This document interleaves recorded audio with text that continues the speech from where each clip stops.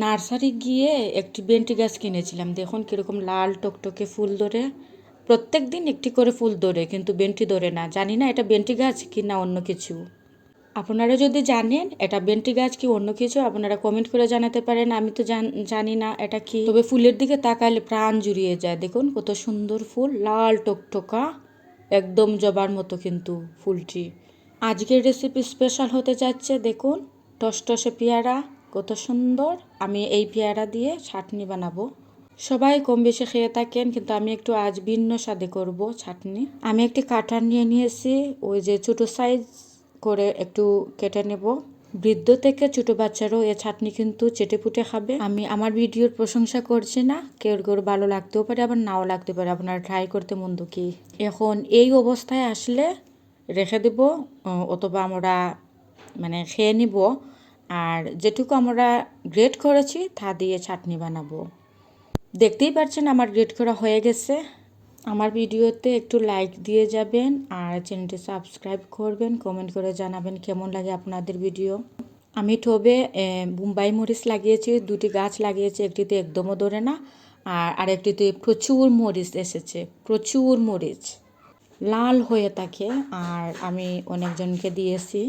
আর আপনারা তো জানেনই আমি তেমন মরিচ খেতে পারি না। এই চাটনিতে আপনারা চাইলে পুদিনা পাতা অথবা ধনে পাতা ব্যবহার করতে পারবেন। আমার কাছে কোনোটাই নেই, সেজন্য আমি ব্যবহার করছি না। আপনারা মানে ব্যবহার করতে পারবেন। তো যাই হোক, এতক্ষণ ভেবেছিলাম যে কোন মরিচটি নিলে ভালো হবে, এখন এই মরিচটি আমার পছন্দ হয়েছে, তাই এটাই রেখে দিলাম। আমাদের এই চাটনিতে কি কি লাগবে সব কিছু প্রসেস দেখিয়ে দেব। প্রথমেই লাগবে এই রসুন, 3 কোয়া রসুন আমার লাগবে। আমি মানে পুড়িয়ে নেব রসুন, মানে ভেজে নেব। আর তো 3 কোয়া লাগবে। আর আপনারা তো আগে দেখিয়েছেন আমি বোম্বাই মরিচ মানে নিয়ে এসেছি। তো বোম্বাই মরিচ কিন্তু পুরোটা আমি দেব না, আমি অতটাও মানে জাল খেতে পারি না, তো অর্ধেকটা দেব বোম্বাই মরিচ। আর ওই যে দেখতে পাচ্ছেন আমি তেঁতুল আমি প্রায় 1 টেবিল চামচের মতোই নিয়েছি তেঁতুল। আর লাগছে গিয়ে স্বাদ মতন লবণ। আমি সবগুলো মানে একসাথে অ্যাড করে ভালোভাবে মাখিয়ে নেব।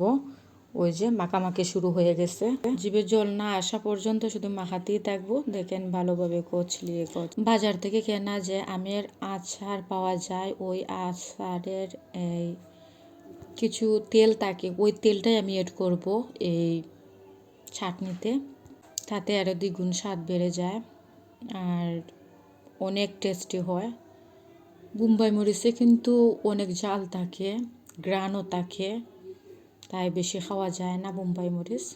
এই আচারের স্বাদটা হবে টক মিষ্টি ঝাল ঝাল ভাব, খেতে কিন্তু অসাধারণ লাগে। আর পেয়ারা কিন্তু সব সিজনে পাওয়া যায় আর সস্তাও পাওয়া যায়। অনায়াসে এই চাটনিটা খেতে পারেন আপনারা।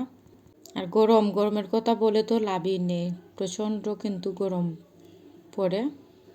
এই গরমে কিন্তু অনেক স্বাদ লাগে, টেস্টি লাগে এই চাটনি। দেখেন আমি মাখাচ্ছি না, আমি মানে খেয়ে খেয়ে মাখাচ্ছি। আমার প্রচণ্ড মানে খাচ্ছি আর একদিকে মাখাচ্ছি। হয়তো পুরো ভিডিওটা আমি মানে করতে পারিনি, হাতে নাড়াচাড়া করছে, একা একাই ভিডিও করছি।